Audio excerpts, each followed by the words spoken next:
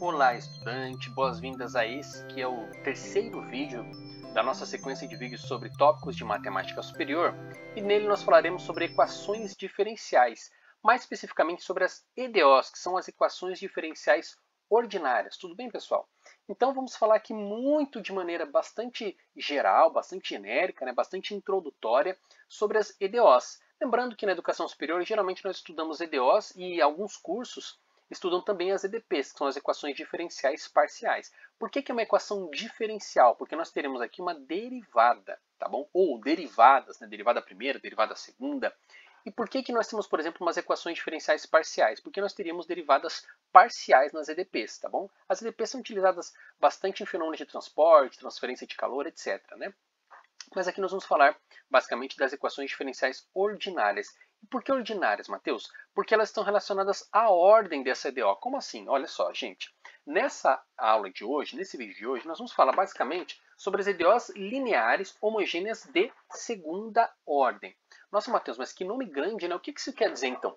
Vou dar aqui alguns exemplos para vocês, pessoal. Observem vocês essas duas EDOs aqui. Por que eu falo que elas são EDOs, equações diferenciais ordinárias? Notem vocês que aparece aqui para nós esse y duas linhas, quer dizer, a derivada segunda de uma função y, beleza?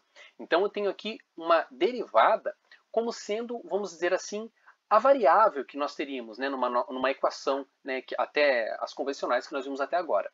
Então, como a gente tem aqui a derivada, esse y duas linhas, que é a derivada segunda, aqui nós temos a derivada quarta, a derivada primeira, nós estamos falando de uma equação diferencial.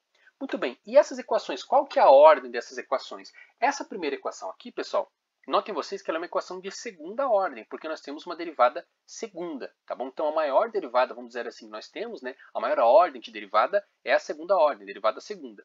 E essa equação aqui de baixo, qual que é a ordem dela? É de quarta ordem, por quê? A maior ordem que nós temos aqui é uma derivada quarta, tudo bem? Bom, mas essas equações, elas são EDOs lineares ou não? A primeira, notem vocês que ela não é linear. Por que ela não é linear? Notem vocês, gente, que nós estamos aqui derivando o y. Então, nós estamos fazendo a derivada segunda de uma função y. Vamos colocar que seja um y de x. Só que esse y aqui ele está aparecendo elevado ao quadrado. Então, como esse y está aparecendo elevado ao quadrado, essa aqui é uma EDO não linear, de segunda ordem. E essa aqui de baixo, pessoal? Essa aqui de baixo ela é linear, sim. E ela é uma linear de quarta ordem. Interessante destacar, gente, que quando a gente vai estudar, por exemplo, deflexão em vigas, a gente tem derivada primeira, segunda, terceira, quarta derivada, Cada uma delas vai nos dar uma informação, isso lá na resistência dos materiais, na engenharia civil. Então a gente vai ter lá, por exemplo, uma delas vai nos fornecer a carga distribuída, a outra vai dar o cortante, a outra vai dar momento, etc. Então essa derivada quarta a gente utiliza assim, tá bom? Ela é, assim, questões aplicadas de engenharia. Muito bem, então aqui nesse exemplo aqui de baixo, em verde, nós teríamos uma EDO linear de quarta ordem. E aqui, gente, qual que é a diferença dessas duas EDOs aqui? Notem vocês que essa EDO aqui de cima, nós temos aqui então a nossa função y, a sua segunda derivada, a sua primeira derivada, e aqui a nossa função y, que seria, vamos dizer assim, a nossa variável, e ela está sendo igual a alguma outra coisa. Essa outra coisa, gente, eu vou associar aqui, com muito cuidado, ao que nós teríamos nas funções, por exemplo, de segundo grau, ou quaisquer funções polinomiais, ao nosso termo independente. Por que eu estou associando ao termo independente? Porque notem vocês que aqui, por exemplo, eu não tenho um y, diferentemente desse caso aqui em vermelho, em que eu estou derivando o y, fazendo aqui a derivada segunda, e aparece um outro y ao quadrado. Aqui nesse caso aqui de baixo, quem está ao quadrado seria um x ao quadrado. Poderia não estar ao quadrado, poderia estar ao cubo, não interessa. O que interessa aqui para nós, gente, é que é o seguinte, nós temos alguma coisa que está sobrando aqui, que não está em função de y, não está multiplicando pelo y, não é uma derivada de y. Então, esse caso aqui, nesse amarelo escuro, seria uma EDO não homogênea. Existe solução para essa EDO, nós conseguimos resolver, nós não vamos estudar aqui hoje, mas ela seria uma EDO não homogênea. E esse caso aqui de baixo, sim, finalmente seria uma equação diferencial ordinária, linear, porque nós não temos um y elevado a outra coisa, ele está apenas aqui elevado ao primeiro grau. Ela seria homogênea, do lado direito da igualdade igual a zero, e de segunda ordem, notem vocês que nós temos aqui uma derivada segunda. Tudo bem? Bom, gente, vamos lá então. A solução geral de uma EDO, linear homogênea de segunda ordem, ela é obtida a partir de uma equação característica, que é um polinômio de segundo grau, ou uma equação quadrática, em que a derivada segunda é substituída pela variável ao quadrado, a derivada primeira pela variável em primeiro grau e o coeficiente que multiplica pela função em nível pelo termo independente. Mateus, o que você quer dizer com isso? Vamos por partes, pessoal. Olha só. Se nós tivéssemos, por exemplo, uma EDO linear homogênea de segunda ordem, escrita dessa forma aqui, ó, um coeficiente A, um número que seja, vezes a derivada segunda, mais um coeficiente B vezes a derivada primeira, mais o coeficiente C vezes a função em nível, tá? Igual a zero. Ele se tornaria, gente, né, para nós resolvermos essa EDO, como se nós tivéssemos aqui uma equação de segundo grau, né, utilizando Bhaskara, né, que a gente aprende lá no ensino fundamental. Então, essa derivada segunda que a gente substituiria por x ao quadrado, essa derivada primeira por x, e aqui a função x, né, no caso, que seria um x de t, por exemplo, né, essa função ela seria como se fosse o nosso termo independente, né, o coeficiente que está multiplicando pela função seria o nosso termo independente. Então, gente, a gente vai resolver como se fosse uma equação de segundo grau, tá bom? E o que seria então, Matheus, um problema de valor inicial? Até aqui, gente, até aqui essa parte de cima, nós teríamos uma solução geral. Só que quando nós temos condições iniciais que nos são fornecidas, nós conseguim' ter uma solução particular. Essa solução particular, gente, ela vai aparecer especialmente quando nós temos as condições dadas, por exemplo, como x de zero e x' de zero. Isso é recorrente em problemas, por exemplo, de mecânica, né, quando nós temos a posição inicial e a velocidade inicial, né, quando, por exemplo, alguma coisa é lançada, etc. Então, x de zero e x' de zero, elas são essas condições iniciais. Por que iniciais, Matheus? Geralmente são condições no tempo igual a zero. Então, quando você começa a contar ali no cronômetro, o que está acontecendo ali com o seu corpo, com o seu objeto, por exemplo, né? Qual que é a posição inicial e a velocidade inicial dele, né? São as condições iniciais. Então, isso é um problema de valor inicial. Quando nós substituímos essas condições iniciais na nossa solução geral, nós chegamos a uma solução particular, o que nos permite conhecer os valores das constantes, tá? Então, como é que nós vamos trabalhar aqui, pessoal? As aplicações de EDOs em engenharia elétrica, por exemplo, nós temos circuitos elétricos, a lei de Kirchhoff aqui, com a nossa indutância, a nossa resistência, a capacitância, e que seria a nossa carga no capacitor, né? Isso aqui é igual a nossa força eletromotriz. Muito bem.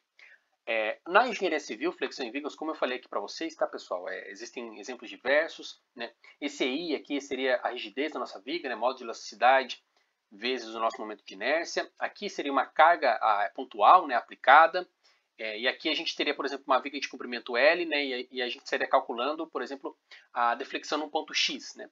Aqui, se nós tivéssemos uma carga distribuída, certo? Bom, é um exemplo aqui que eu posso também me aprofundar, até pela minha informação, mas eu não vou entrar nesse mérito aqui agora, porque hoje nós vamos resolver questões envolvendo sistemas massa-mola. Vocês vão entender por que eu vou utilizar o sistema massa-mola, porque eu acho que é mais didático aqui para o nosso exemplo, tá bom? Então, gente, como é que vai ser essa nossa EDO para o nosso sistema massa-mola? Aqui, gente, nós temos, na verdade, forças, tá? Nós estamos trabalhando com grandezas de forças, tudo bem? Né? Então, seria uma força que está acontecendo ao longo de um tempo, né? Forças que estão acontecendo ao longo de um tempo. Então, aqui nós temos primeiro, por exemplo, massa vezes a derivada segunda, que é a aceleração. Aqui nós temos o coeficiente de amortecimento. Esse coeficiente de amortecimento ele é da força de atrito, que é proporcional à velocidade. Então, quanto maior a velocidade, né, proporcionalmente a gente vai ter uma força de atrito. E, por último, nós temos aqui a constante da mola, certo? A constante da mola e a sua posição. Bom, que seria o x, né? Então, quando nós temos aqui, gente, mx duas linhas, né, a grandeza que a gente está trabalhando aqui é força, cx' também é força e kx também força, tudo bem? Isso aqui, gente, nós vamos trabalhar com EDOs e vamos ter três possibilidades conforme nós analisarmos as equações características. Primeiro, nós vamos ter, então, um amortecimento subcrítico ou subamortecimento com delta menor que zero, no nosso discriminante da equação de segundo grau. E aí, gente, quando nós temos uma equação de segundo grau com o discriminante menor que zero, nós não temos raízes reais, mas nós temos raízes complexas da nossa equação característica. Então, a solução geral ela aparece dessa forma aqui. Fica uma solução geral um pouquinho maior, né? Notem vocês que esse alfa aqui, no caso, gente, ele é a nossa parte real do nosso número complexo, tá bom? E esse beta aqui, gente, ele é o coeficiente que está multiplicando pelo i, né? No caso, beta i seria a nossa parte imaginária, né? Então, esse beta seria esse número que está multiplicando pelo i, tudo bem? Bom, o amortecimento crítico seria quando a gente tem duas raízes iguais, né? Raiz dupla. Como é que ficaria, então, a nossa equação a nossa solução geral, né? Nossa solução geral ela ficaria dessa forma, expressa dessa forma aqui, tá bom? Notem vocês, gente, que R1 é igual a R2, ou seja, igual a R, né? A gente tem duas raízes iguais, né? Então, por isso que o expoente aqui, ó, ele fica e elevado a rx, né? E elevado a rx. Não tem diferença de R1 para R2, porque é uma raiz dupla. E o amortecimento supercrítico é quando nós temos duas raízes reais distintas e a nossa solução geral ela fica dessa forma. Notem vocês que agora aparece R1 e R2 justamente porque nós temos duas raízes reais e distintas, beleza? Gente, estou passando aqui bastante resumidamente, bastante rapidamente para vocês. Se vocês ficarem com dúvidas, podem pausar o vídeo, por favor. E, falando em vídeo, vou deixar aqui também para vocês aqui no card um vídeo, né? Especialmente vou deixar aqui no comentário, né?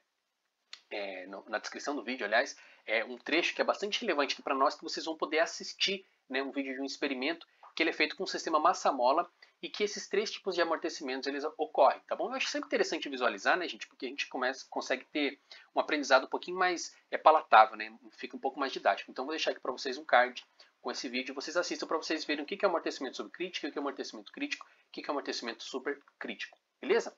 Gente, então, vamos ao nosso primeiro exercício. Suponha que uma mola imersa em um fluido viscoso realize um movimento superamortecido descrito pela equação aqui. Gente, olha a nossa EDO aqui, ó.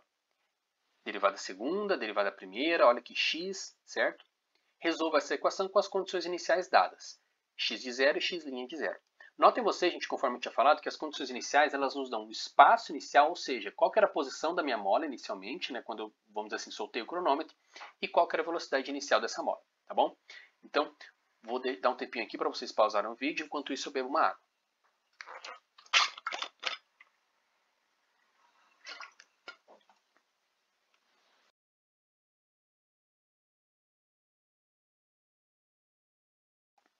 Pausaram o vídeo, podemos continuar? Muito bem. Então, o sistema superamortecido é descrito por uma EDO com discriminante, ou seja, o delta positivo, como verificaremos a seguir. Interessante, gente, que essa questão ela já falou para nós que o movimento é superamortecido, né? E é isso que nós vamos verificar. Olha só, a nossa equação característica, né? Como é que eu sei que a equação característica é r ao quadrado mais 3r mais 2 é igual a zero? Vem justamente, gente, da nossa equação, da nossa EDO aqui, ó. Vou até mudar aqui para a gente destacar. Olha a nossa EDO aqui, pessoal. Notem vocês que a minha derivada segunda está multiplicando por 1, né? Mais 3 vezes a derivada primeira, mais 2 vezes o x. Por isso, então, que agora nós vamos ter a equação característica sendo r ao quadrado mais 3r mais 2. Isso vem da nossa EDO. Vou até colocar aqui, né, destacar aqui a nossa EDO, que ela era x duas linhas, né? Eu coloquei como sendo dx dt, gente, mas é x duas linhas, tá? Dá na mesma. Mais 3x' mais 2x é igual a zero. Essa aqui que era a nossa EDO, tá bom? Por isso, então, que a nossa equação característica ficou r ao quadrado mais 3r mais 2 é igual a zero. Muito bem. Essa EDO, gente, como nós vamos observar, ela é uma EDO que ela tem EDO linear de segunda ordem, homogênea. A equação característica nos dá duas raízes reais distintas, porque o delta é positivo. Então, aqui nós chegamos, gente, a isso aqui, ó. Lembra como é que fica a nossa solução geral quando a gente tem o delta positivo? O que é isso aqui, pessoal? Isso aqui é a nossa solução geral. Notem vocês que eu tenho constante vezes e elevado a R1 vezes t, né? Ou seja, menos 1 vezes t, mais constante 2 vezes e elevado a R2, que é menos 2 vezes t, tá bom?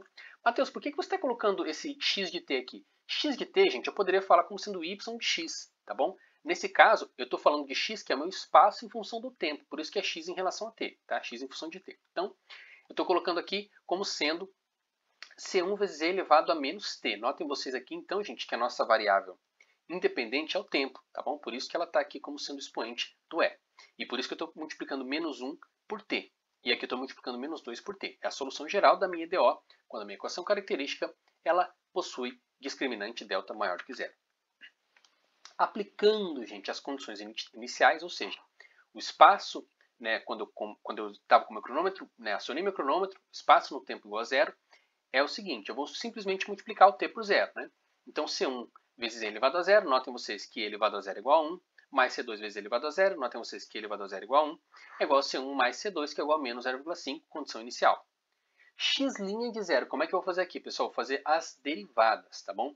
Então, eu vou fazer aqui a derivada dessa x de t.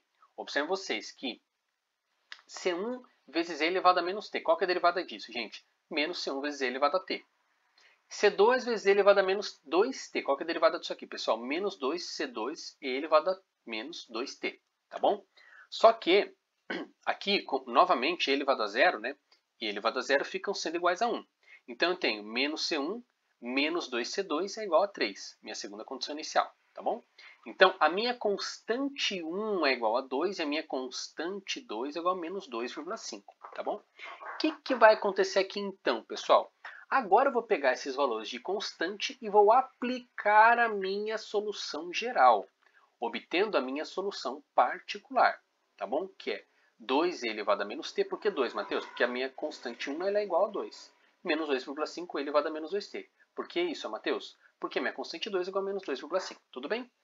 Uma pergunta, gente, que pode surgir é a seguinte. Matheus, e se eu obtivesse aqui ao contrário? Menos 2,5 elevado a menos 2t mais 2 elevado a menos t. Estaria errado? Não, gente. Tá bom? Você poderia chamar C1 de menos 2,5 e C2 de 2. É evidente que aí, no caso, né, isso ia mudar também aqui na nossa solução, né?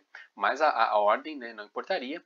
Né? No caso aqui, a minha constante 1 ficou 2 e a minha constante 2 ficou menos 2,5. Tá bom? Então, ficou 2 elevado a menos t, menos 2,5 e elevado a menos 2t. Poderia ficar menos 2,5 e elevado a menos 2t mais 2e elevado a menos t. Tudo bem? Vamos para o próximo então, gente. Um objeto de massa m igual a 10 kg é preso a uma mola com constante de mola k igual a 20 kg por segundo ao quadrado e sofre a ação de uma força de atrito proporcional à velocidade com constante de proporcionalidade c igual a 20 kg por segundo. No instante t igual a zero, o objeto é liberado a partir do repouso de uma posição 2 metros acima da posição de equilíbrio. Obtenha e resolva o problema de valor inicial que descreve o movimento. Informe se o amortecimento é subcrítico ou super, né? Subcrítico, crítico ou supercrítico. E aí, gente, o que vocês sugerem? Aqui está escrito informa, né? Informa, no caso, seria se fosse tu, né? O imperativo, né? Da segunda pessoa, né? Então, informa tu se o amortecimento é subcrítico, crítico ou supercrítico. Vou respirar um pouquinho.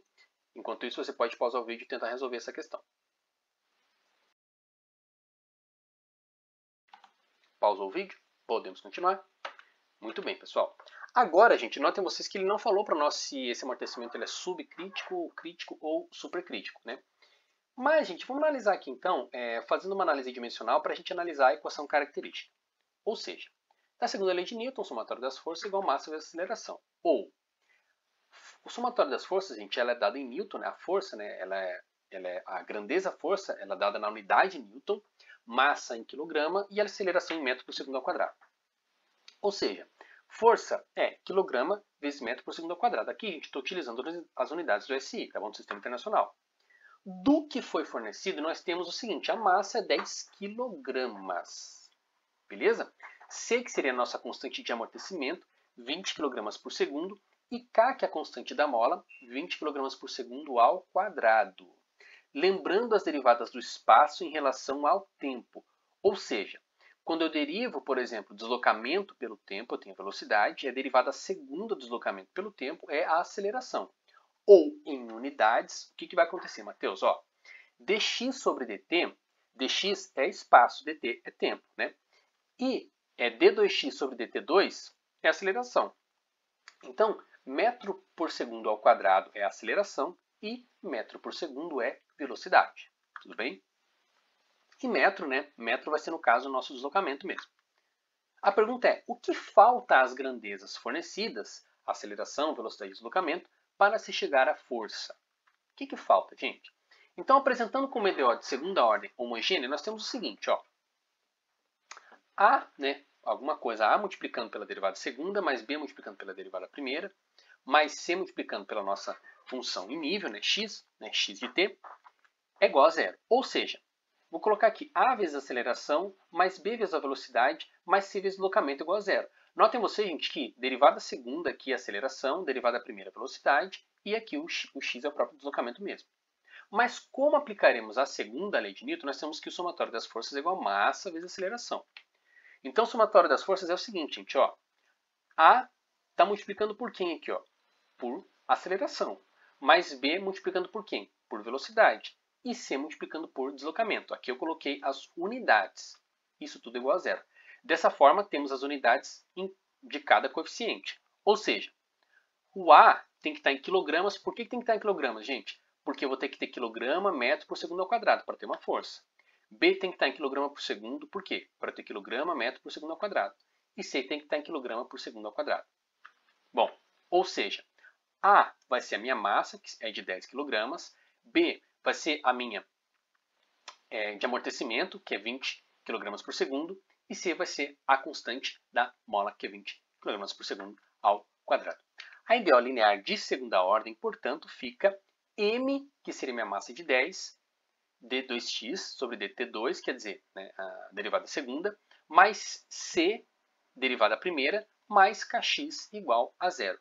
Conferindo, fazendo análise dimensional, então, quilograma vezes metro por segundo ao quadrado, mais quilograma por segundo vezes metro por segundo, mais quilograma por segundo ao quadrado vezes metro. Isso tudo vai ser igual a Newton. Beleza, deu certinho. Ó. Newton, Newton e Newton, que é quilograma metro dividido por segundo ao quadrado. Finalmente, aplicamos os coeficientes à equação característica. 10x2' mais 20x' mais 20x é igual a zero.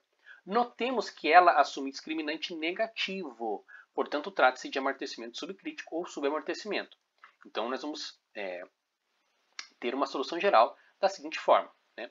E elevado a alfa t mais C1 cosseno de beta t mais C2 seno de beta t. Lembrando que esse alfa aqui, parte real, e esse beta 2 aqui, é aquele número que beta vezes beta 2, não, esse beta aqui, ele está multiplicando pelo i, e beta i é a nossa parte imaginária. Muito bem. Vamos à resolução então. Delta é igual a b quadrado menos 4ac, que vai ser igual a 20 ao quadrado menos 4 vezes 10 vezes 20, que é igual a menos 400. Então, menos b mais ou menos raiz de delta sobre 2a, notem vocês, gente, que o delta deu negativo, certo? Então, a gente vai ter número complexo aqui, ó. Vai ser menos 20 mais ou menos 20i. Por que esse 20i, gente? Porque raiz quadrada de menos 400 é 20i, beleza? Dividido por 2a e dividido por 20. Então, nós temos o seguinte, gente. A primeira raiz, ela é menos 1 menos i. A segunda, menos 1 mais i. Lembrando, gente, quando eu tenho aqui uma equação polinomial e que eu tenho coeficientes reais apenas, né? Se eu tiver raízes complexas, né? Olha só, quando for, por exemplo, o caso aqui de uma equação do segundo grau, sempre eu vou ter um número complexo e o seu conjugado. O que é o conjugado de um número, né? É eu pegar a parte real é a mesma e aqui é o oposto na parte imaginária, tá bom? Então de menos i ficou i, é o conjugado, né? R1 e R2 são conjugados. Muito bem, então, pessoal, o alfa é igual a menos 1 e o beta é igual a mais ou menos 1, beleza? Então x de t vai ser expresso da seguinte forma, ó. E elevado a menos t, que é o menos 1 vezes o t, mais C1 cosseno de t, mais C2 seno de t. Notem vocês aqui, então, gente, que o beta ele aparece, né, com um valor positivo, né? Ou seja, aparece igual a 1.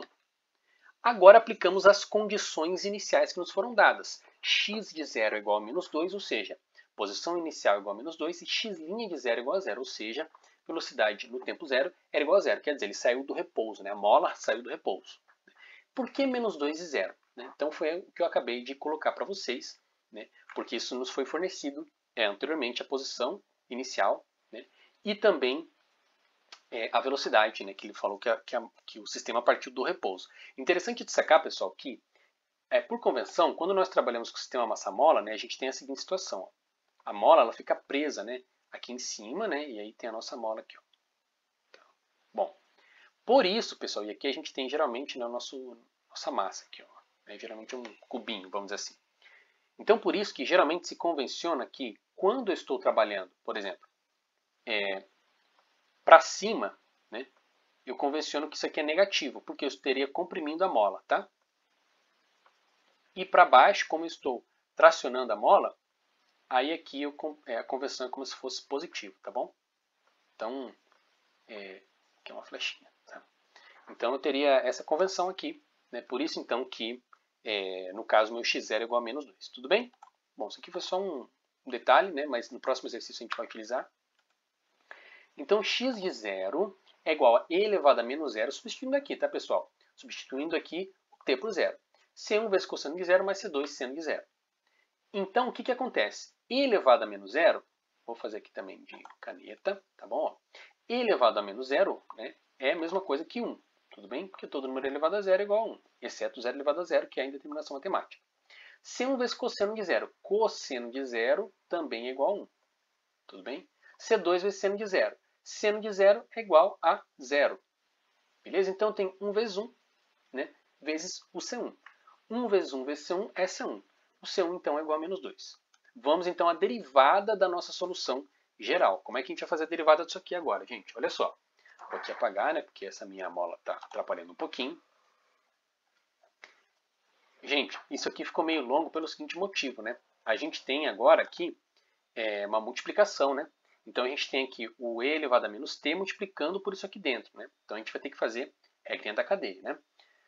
Então olha só, a gente vai fazer a derivada disso vezes a derivada disso, né? Ó, U'(v) mais V'1. Então, primeiro a gente vai fazer a derivada de e elevado a menos t vezes a nossa função que está dentro dos parênteses original, mais a função e elevado a menos t original, vezes a derivada do que está dentro do parênteses, né?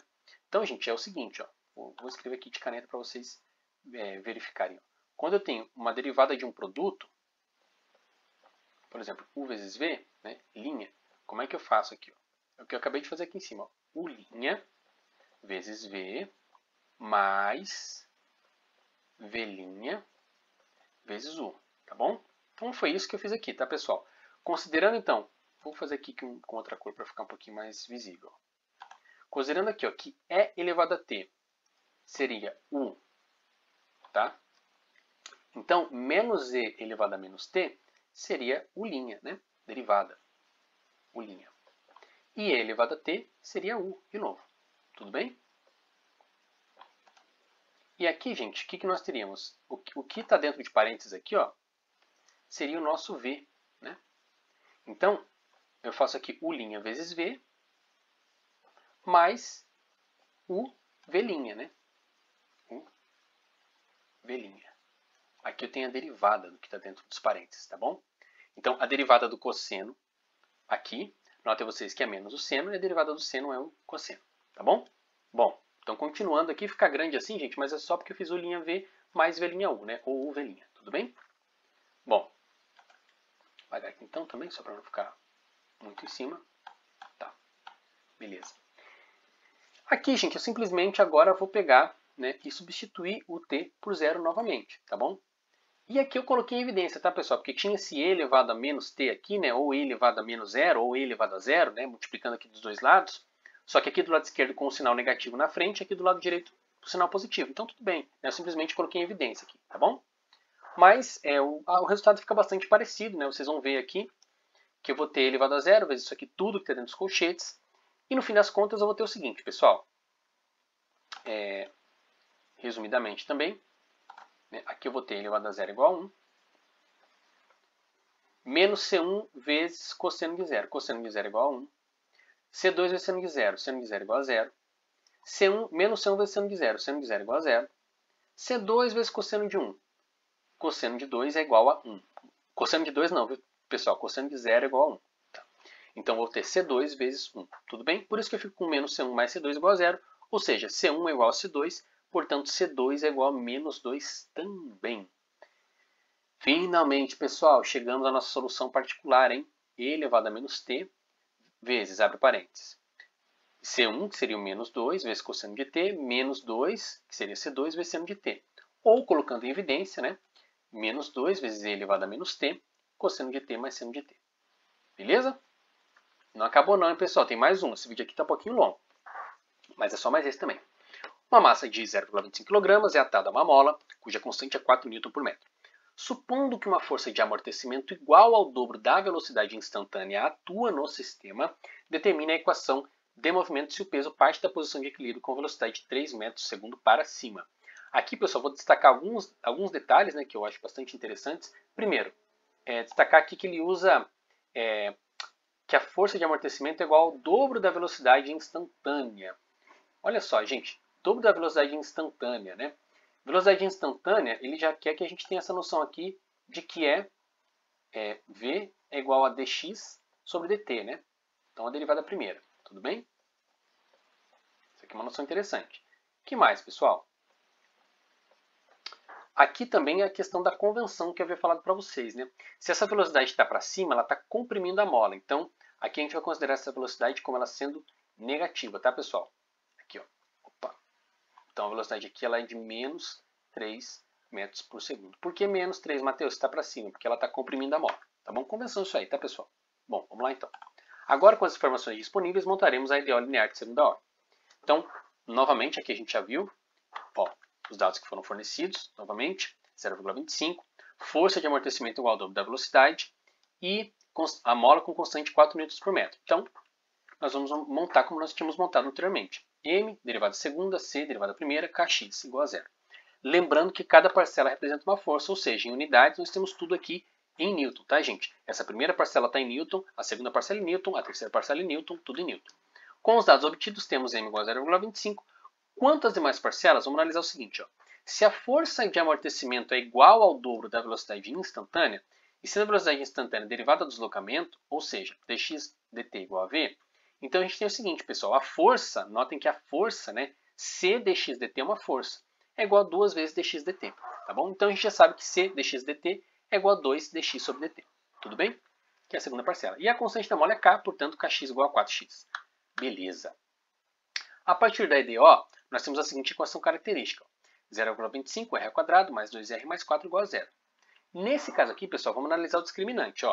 B ao quadrado, que é 2 ao quadrado, menos 4 vezes 0,25 vezes 4. Ou seja, 2 ao quadrado é 4, menos 4 vezes 0,25 é menos 1 vezes 4, menos 4. Então, 4 menos 4 igual a zero. A discriminante agora é nulo. Então, nós temos um amortecimento crítico. Encontrando a raiz dupla da equação característica, nós temos o seguinte. R1 é igual a R2, que é igual a menos B, dividido por 2A, que vai ser igual a menos 4. Beleza? A solução geral da EDO, portanto, é x de t igual a constante 1 vezes e elevado a menos 4t. Notem vocês aqui que esse menos 4 aqui é a minha raiz, né, raiz dupla, mais C2 vezes t e elevado a menos 4t. Isso aqui que acontece com o discriminante, ele é nulo, tá, gente? Aparece constante 1 vezes e elevado a alguma coisa, constante 2 vezes o meu t, que seria a minha variável independente, né, que seria o meu t, o meu tempo, vezes e elevado a menos 4t. Para encontrar a solução particular, vamos às condições iniciais. Se a mola parte da posição de equilíbrio, então x de zero é igual a zero. Tudo bem? Aqui, para facilitar, já podemos aplicar a primeira condição à solução geral, ou seja, x de t é igual, né, a nossa solução geral já foi dada, então x de zero é igual a c1 vezes e elevado a menos zero, mais c2 vezes zero vezes e elevado a menos zero. Notem que esse zero aqui é o t, que multiplica, né, pelo nosso c2, no caso aqui do nosso discriminante sendo nulo. Então, C1 é igual a zero. Beleza. Se a mola parte se movendo para cima, ela está comprimindo a mola, então consideramos a velocidade como negativa. Logo, x de zero é igual a menos 3. Aqui derivamos a equação, solução geral, e aplicaremos as condições iniciais. Então, gente, o que eu fiz aqui? Só por uma questão didática, eu distribuí, né, essas duas parcelas, né, de x e t em cores diferentes. O que acontece, pessoal? Essa primeira parcela aqui, como eu tenho C1 igual a zero, quando eu fizer a derivada dela, eu vou ter zero vezes alguma coisa. Então, assim, eu estou ignorando essa primeira parte aqui, tá bom? Estou ignorando essa primeira parte, porque no fim das contas isso aqui vai dar igual a zero. Essa primeira parte em vermelho, aqui, né? Vermelho escuro. E essa segunda parte aqui que está em verde? O que vai acontecer aqui, pessoal? Notem vocês que essa segunda parte em verde aqui, eu vou ter novamente que fazer aqui uma derivada do produto, né? Por que derivada do produto aqui, pessoal? Porque eu tenho C2 vezes t, e isso vezes e elevado a menos 4t. Então, eu consigo derivar tanto essa parte que está em azul, como essa parte que está em amarelo. Tá bom? Então, a derivada de C2t é C2, a derivada de e elevado a menos 4t é a derivada de menos 4t, que é menos 4 vezes e elevado a menos 4t. Tudo bem? Bom, então nós vamos fazer novamente aqui, pessoal, U'(V) mais V'U. Ou seja, eu vou multiplicar isso aqui, C2t, por menos 4e elevado a menos 4t, e C2 por e elevado a menos 4t. Então, como é que vai ficar, pessoal? Lembrando aqui, né, nossas condições iniciais já foram dadas. Né, U'(V) mais V'U. E aí nós vamos ter C2 vezes e elevado a menos 4t. Isso tudo, gente, multiplicando por 1 menos 4t, tá bom? Aqui o que eu fiz, pessoal? Simplesmente coloquei C2 vezes e elevado a menos 4t em evidência, tá bom? E agora nós vamos então aplicar o x' de zero, né? Nós já sabemos qual que é a derivada. A derivada é isso aqui, mas agora nós vamos simplesmente substituir o tempo por zero. Então nós vamos ter C2 vezes e elevado a zero vezes 1 menos 4 vezes zero. Né? Então a gente tem o seguinte, C2 vezes 1, 1 menos 4 é menos 3, né? Menos 3 não, tá, gente? Menos 4 vezes zero. Então fica 1 mesmo, tá? Então tem o seguinte, C2 vezes 1, vou colocar aqui com mais detalhes, tá, gente? C2 vezes elevado a zero é C2 vezes 1, que é C2. Vezes 1 menos 4 vezes 0, ou seja, vezes 1. Isso aqui é igual a menos 3. Por que, Mateus, menos 3? Porque x' de 0 é igual a menos 3, tá bom? Então, eu tenho que C2 é igual a menos 3. Finalmente, então, chegamos à nossa segunda constante. E com isso, gente, nós conseguimos agora aplicar a nossa solução geral, o valor das constantes, para chegarmos à nossa solução particular. Notem vocês, então, que a nossa constante 1 nós já obtivemos o valor dela, que é 0. A constante 2 é menos 3. Portanto, nós temos que x de t é igual a menos 3t elevado a menos 4t, né? Porque a constante 1 é igual a 0. Tudo bem? Então é isso, pessoal. Muito obrigado por ter assistido mais esse vídeo. Esse ficou um pouquinho longo, até porque esse conteúdo de equações diferenciais ordinárias é um conteúdo bastante amplo, né? Muito interessante, inclusive.